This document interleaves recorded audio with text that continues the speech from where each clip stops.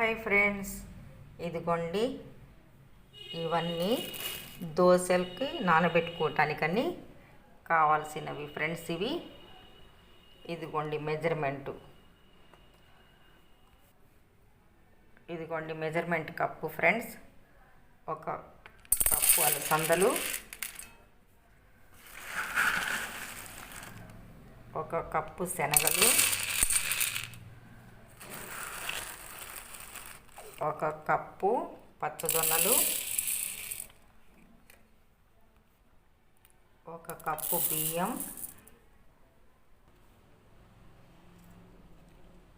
ఒక cup measurement మినపప్పు, పొట్టుపప్పు, ఇవి పెసలు, పచ్చ పెసలు ఒక కప్పు. ఇవన్నీ కలుపుకొని నానబెట్టుకోవాలి ఫ్రెండ్స్. ఇందులో మెంతులు ఎందుకు వేయట్లేదంటే ఈ మినపప్పు, పొట్టుపప్పు జిగురు ఎక్కువ ఉంటాయి కాబట్టి నేను మెంతులు వేయట్లేదు ఫ్రెండ్స్. ఇవన్నీ కలుపుకొని నానబెట్టు ఫ్రెండ్స్. కడిగి వడబోసుకున్న తర్వాత ఒక చిన్న స్పూన్ జీలకర్ర, 2-3 పచ్చిమిరపకాయల ముక్కలు, కొద్దిగా అల్లం పేస్టు,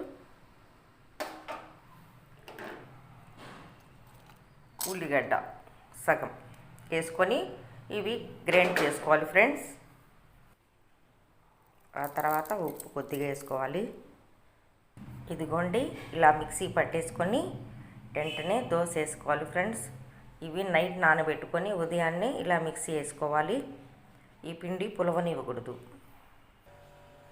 ఇదిగోండి ఫ్రెండ్స్, ఇలా పిండి కలిగా పెట్టుకొని ఇలా పల్చగాను దోశ చేసుకోవాలి ఫ్రెండ్స్.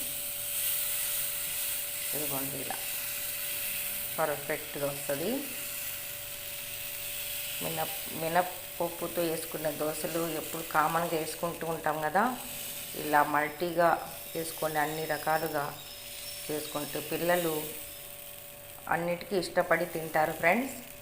ఇదిగోండి ఇలా. ఇదిగోండి ఫ్రెండ్స్, దోరగా దోశ కాలుతుంది.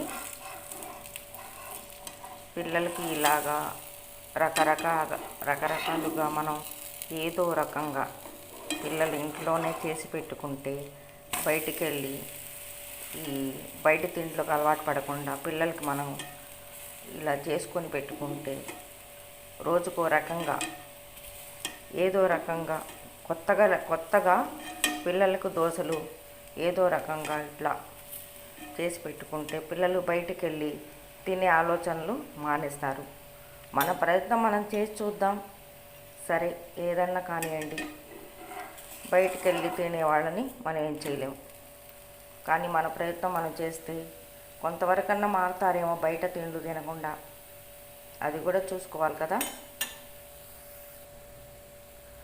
ఇదిగోండి నేను చక్కగా వచ్చేసింది.